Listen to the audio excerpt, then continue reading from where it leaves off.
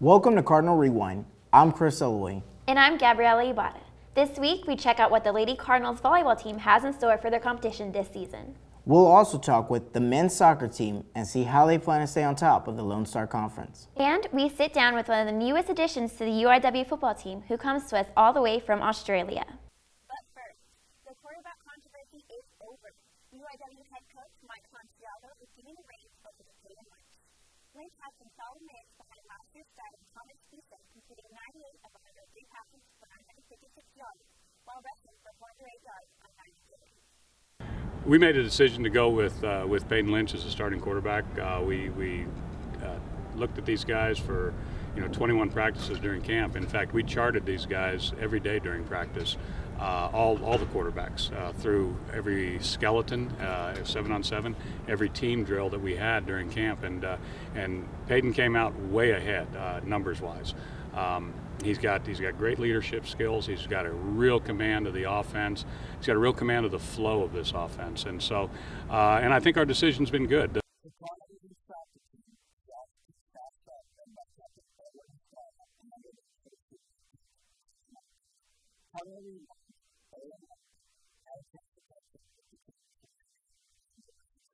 I had a chance to speak and catch up with the newly appointed men's soccer coach, Vincent Martinez, about how they plan to stay on top of the Lone Star Conference. Well, we got to protect home field advantage. In the past, we probably went about 500, but if we can do that, I feel that we got to beat the likes of Midwestern. If we can do that, there's no reason why we can't go 6-0. Callum Riley gave us his take on the team's strongest and positive points this season. Now that we got strong defense, Edward, Nero, both good players. Going forward, we're always going to score goals, so that's positive. Team captain Edward Estrada discussed with us how he plans to lead the Cardinals this season. As team captain, I believe, motivation, keeping the team going as far as every practice session, every soccer game, on and off the field, just motivation and keep them going no matter what. As Coach Martinez heads the men's soccer team this season, they hope to move forward in the Lone Star Conference. Reporting for Cardinal Rewind, I'm Ariel Monte.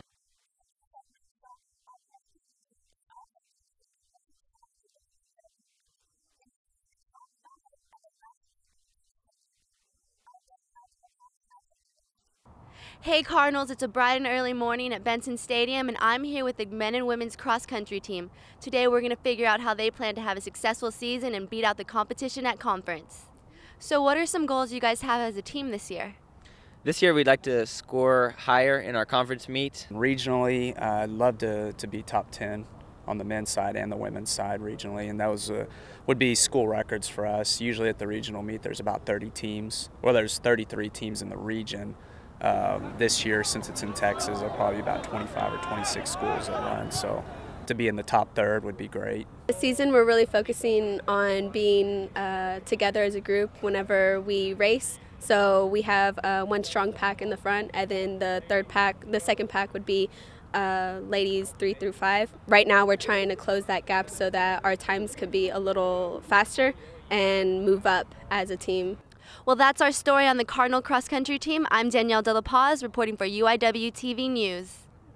Are 2 current members of the UIW Athletic Hall of Fame. They are our next inductee, John Newman, in the bracket since he began competing. Okay, fans, James, do you now?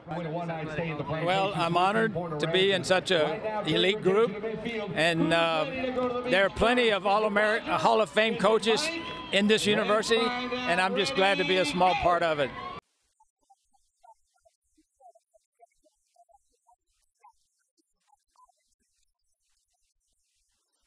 We have high expectations for this season. We have a boatload of seniors, and it's their last shot at any kind of title. They want to go out with a bang, and so our team has all come on board. We're shooting for the highest one, the Lone Star Conference Championship. Making better use of every moment of time. Time is a limiting factor for all of us with the NCAA rules. There's limitations on everything. I think just being more efficient in practices. We're working to get our offensive game up to par to compete with some of those teams. We just need to earn more points. Anybody that steps across that net is a big competition. Really, I think just taking it one game at a time.